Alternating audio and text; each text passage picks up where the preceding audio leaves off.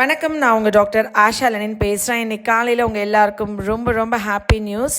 இந்த patient conceive ஆகிருக்காங்கன்னு share பண்ணுறது தான். 2 டியூபும் பிளாக்காக இருக்குது அப்படின்னு சொன்னாலே உங்களுக்கு இயற்கையாக குழந்தை பிறக்காது, நீங்கள் ஐவிஎஃப் தான் போகணுன்னு எல்லாரும் சொல்லும் போது ஹோமியோபதி மருத்துவ முறையில் என்ன பண்ண முடியும்? நான் எப்போவுமே இயற்கையாக தான் ட்ரை பண்ணுவேன். ஸோ நான் 2 டியூப் பிளாக்கையும் முதல்ல சரி பண்ணுவோம் அப்படின்னு சொல்லிட்டு பிளாக்கை சரி பண்ணேன்.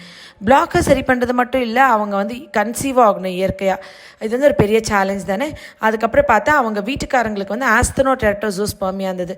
ஸோ 2 பேருக்கும் மருந்து கொடுத்து அவங்களுக்கு டியூபல் பிளாக் சரியாச்சான்னு செக் பண்ணிவிட்டு அதுக்கப்புறம் கரு கர்ப்பப்பையில் கன்சீவ் ஆகணும், டியூப்பில் மாசமாக இருக்கக்கூடாது இல்லையா, அதுக்கும் வெயிட் பண்ணிட்டு இருந்தேன். பார்த்தா இவங்க செக் பண்ணிவிட்டு சொல்லும்போது குழந்தெல்லாம் இருக்குது, கரு கர்ப்பப்பையில் தான் உருவாயிருச்சு, ஆனால் துடிப்பு தெரியலன்னு சொல்லிட்டாங்க. ஃபஸ்ட்டு நான் பயங்கரமாக ப்ரேயர் பண்ணிக்கிட்டே இருந்தேன். கடவுளோட அருளால் என்னோடய ப்ரேயர்ஸே இந்த உலகத்தில் ஏதாவது மூலையில் கவலையோட கண்ணீரோட குழந்தைக்காண்டி ப்ரேயர் பண்ணிகிட்ருக்காங்க. என்கிட்ட நான் கன்சீவ் ஆக்கிட முடியும்னா கடவுளே அந்த பேஷண்ட் என் கிளினிக் கொண்டு வாங்க. என்னால் முடியாதவங்கள முடிஞ்ச வரைக்கும் நான் அவங்க கண்ணுக்கு தெரியாமே ஆக்கிருங்கன்னு சொல்வேன். ஏன்னா அந்த பாசிட்டிவ் கொடுக்கும்போது ஒரு சந்தோஷம் இருக்கும். அந்த மாதிரி நான் ப்ரேயர் பண்ணிகிட்டு இருந்த மாதிரி இவங்களும் காஞ்சிபுரத்துலேருந்து வந்தாங்கங்க. நல்லபடியாக இவங்க அறிவோட ஆரோக்கியத்தோட நீண்ட ஆயுளோட உலகம் போற்றும் குழந்தை பிறக்கணும். நீங்கள்லாம் ப்ளஸ் பண்ணுங்கள்.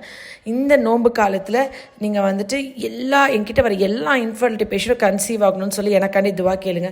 அந்த மாதிரி என்னோடய ப்ரேயர்ஸில் இப்போ குழந்தை கரு துடிப்பு வந்துருச்சுன்னு எனக்கு ரிப்போர்ட் அனுப்பிச்சப்பறம் தான் நான் பாசிட்டிவ் ரிப்போர்ட்டை உங்களுக்கு ஷேர் பண்ணுறேன். Love you all.